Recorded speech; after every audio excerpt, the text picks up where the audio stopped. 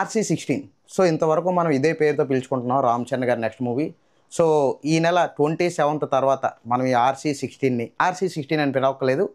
ఎందుకంటే రామ్ చరణ్ గారి birthday 27th కాబట్టి ఆ రోజే ఈ మూవీకి సంబంధించిన టైటిల్ అనౌన్స్మెంట్ ఇంకా టీజరు రిలీజ్ డేట్ కూడా చెప్పేస్తారు. సో రిలీజ్ డేట్తో పాటు ఆ రోజే టీజర్ కూడా రిలీజ్ చేస్తామంటున్నారు. సో RC16 గురించి చాలా అప్డేట్స్ అయితే ఉన్నాయి. మీరు నా ఛానల్ కొత్తగా వచ్చినట్టయితే లైక్, షేర్, సబ్స్క్రైబ్ చేయండి. సో డీటెయిల్స్లోకి వెళ్ళిపోదాం. సో మనకు RC16 గురించి మొన్న హైదరాబాద్లో బూత్ బంగ్లాలో జరిగిన షూటింగ్ అప్డేట్ తర్వాత ఫర్దర్గా ఇంతవరకు అప్డేట్స్ అయితే రాలేదు. సో కొత్త అప్డేట్స్ అయితే వచ్చాయి. సో మనకి బూత్ బంగ్లా షెడ్యూల్ ఏదైతే ఉందో హైదరాబాద్లో అది కంప్లీట్ అయిపోయినాక సో మూవీ టీం అంతా కూడా మనకి ఢిల్లీకి మూవ్ అయిపోద్ది. సో ఎందుకోసం అంటే నెక్స్ట్ షెడ్యూల్ అంతా కూడా ఢిల్లీలో ఉండబోతుంది. సో మనకి హైదరాబాద్లో అంతవరకు ఉన్న అప్డేట్స్ ఏంటంటే హైదరాబాద్లో ఆల్రెడీ బూత్ బంగ్లా ఉంది, అందులో షూటింగ్ జరుగుతుంది. దాంతోపాటు హైదరాబాద్లో ఒక క్రికెట్ స్టేడియం తాలూకు సెట్ వేశారు. సో సినిమా స్పోర్ట్స్ బ్యాక్డ్రాప్ అంటున్నారు కాబట్టి సినిమా క్రికెట్కి సంబంధించిన బ్యాక్డ్రాప్తో వెళ్తుంది. ఇది చెప్పారు.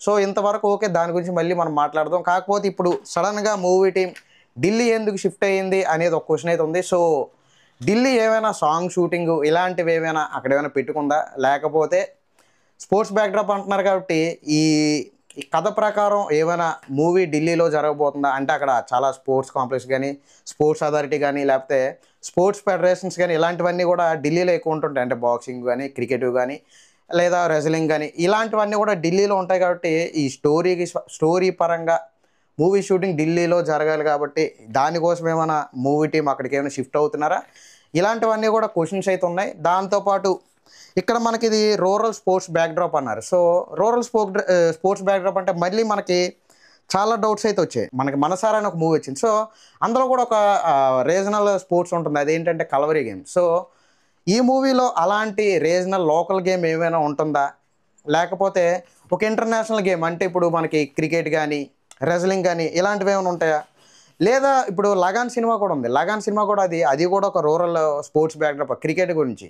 కానీ అదేంటంటే ఒక ఇంటర్నేషనల్ క్రికెట్ మ్యాచ్ ఆడడం ఇలాంటిది ఉంటుంది. అదేంటంటే ఒక పీరియాడిక్ స్పోర్ట్స్ బ్యాక్డ్రాప్. అదేంటంటే ఒక పన్ను ఏదైతే ఉందో ఆ పన్ను సుంకం కట్టకుండా ఒక పందెం అయితే జరుగుతుంది ఇంగ్లాండ్కి మన ఈ ఇండియాలో ఉన్న ఒక రూరల్ ఏరియాలో ఉన్న ఒక పల్లెటూరి ప్రజలతో. అదేంటంటే ఒకవేళ ఇంగ్లాండ్ ఆ క్రికెట్ మ్యాచ్లో గెలిస్తే వాళ్ళు ఏంటంటే వీళ్ళు పన్ను డబుల్ కట్టాలి, లేదా ఆ గ్రామంలో ఉన్న ప్రజల టీం ఏదైతే ఉందో వాళ్ళు గెలిస్తే ఇంకా ఈ పన్ను సొంక ఇవన్నీ క్యాన్సిల్ చేసేస్తారు. అలాంటిది అయితే ఒక ఛాలెంజ్ అయితే జరుగుతుంది.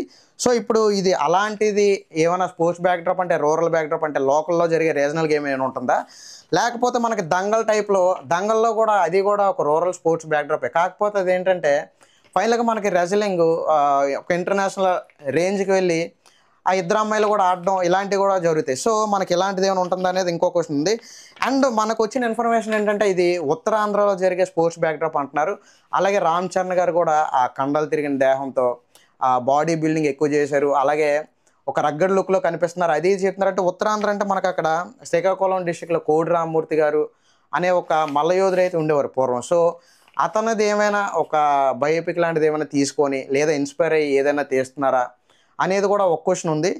సో ఇలాంటివన్నీ కూడా ఉన్నాయి. స్పోర్ట్స్ బ్యాక్డ్రాప్ అంటున్నారు కానీ మాకు క్లారిటీ అయితే రావట్లేదు. ఎందుకంటే ఒకవేళ క్రికెట్ గేమే ఇందులోని మెయిన్ థీమ్గా తీసుకొని స్టోరీ ముందు నడిపిస్తున్నారంటే ఇందులో క్రికెట్ గేమ్ ఆడే ఒక పర్సన్ ఒక ఫిట్నెస్ అయితే ఉండాలి, కానీ అంత కండలు తిరిగిన దేహంతో ఉండాల్సిన అవసరం ఏముంది, ఒక రగ్గడ్ లుక్లో ఉండాల్సిన అవసరం ఏముంది, ఇలాంటి క్వశ్చన్స్ కూడా ఉన్నాయి. ఒకవేళ ఇందులో క్రికెట్ రెజ్లింగ్ 2 గేమ్స్ ఉన్నట్టయితే అంటే ఒక ఇద్దరు రామ్ చరణ్ ఉండాలి. అప్పుడు ఇద్దరు రామ్ చరణ్లు ఉండాలి. ఎందుకంటే ఒక రామ్ చరణ్ వచ్చి పీరియాడిక్ టైంలో అంటే మనకి 1950s ఆ టైంలో ఏదైనా ఒక మల్లయోధుడిగా కనిపించి ప్రజెంట్ జనరేషన్లో మనకి ఏమైనా ఇప్పుడున్న రామ్ చరణ్ ఒకవేళ క్రికెట్ ఏమైనా ఆడతారా అనేది అదొక డౌట్ అయితే ఉంది. అలాగే సరే ఈ డౌట్లన్నీ వదిలేద్దాం. మనకి ఇప్పుడు ఢిల్లీలో అయితే ఒక షెడ్యూల్ జరగబోతుంది. సో ఆ షెడ్యూల్ అయితే చాలా స్ట్రిక్ట్ ఇన్స్ట్రక్షన్స్ అయితే ఉన్నాయంట. ఆ ఇన్స్ట్రక్షన్స్ ఏంటంటే ఫోన్లు అయితే అలౌ చేయట్లేదు. ఎందుకంటే షూటింగ్ టైంలో చిన్న మూవీ టీంలో ఉన్న మిగతా వాళ్ళు ఎవరైనా సరే ఆ ఫొటోస్ లీక్ చేయడం కానీ ఇలాంటివి జరగడం వల్ల సినిమాకి డ్యామేజ్ జరుగుతుంది అనే ఉద్దేశంతో ఇవన్నీ కూడా మనకి ఫోన్లో అయితే రిస్ట్రిక్ట్ చేశారని చెప్తున్నారు. సో మనకి 27th ఈ సినిమా పేరు ఏదో ఆ టైటిల్ అయితే కన్ఫర్మ్ అయిపోతుంది. దాంతోపాటు టీజర్ కూడా రిలీజ్ అయిపోతున్నారు. అలాగే ఈ సినిమాకి పెద్ది అనే టైటిల్ అయితే ఇంతకు ముందు వరకు మనకి ప్రచారంలో ఉంది. కాకపోతే పెద్ది అనేది నిజంగానే సినిమాకి పెట్టబోతున్నారా లేకపోతే అది జస్ట్ రూమరా అనేది కూడా మనకు తెలియాల్సి ఉంది. కొంతమందికి ఈ పెద్ద అనే టైటిల్ నచ్చింది, కొంతమందికి అయితే నచ్చలేదు. సో ఫైనల్గా ఏదైనా మూవీ ఇష్టం కాబట్టి మూవీ టీము ఏది పెడితే అదే మనం ఫైనల్ ఫిక్స్ చేసుకోవాలి కాబట్టి 27th మనకి డౌట్స్ అన్ని తీరిపోతాయి. సో ఇది ఈరోజు వీడియో. మీకు కనుక వీడియో నచ్చితే లైక్ చేసి మన ఛానల్ సబ్స్క్రైబ్ చేయండి. Thank you.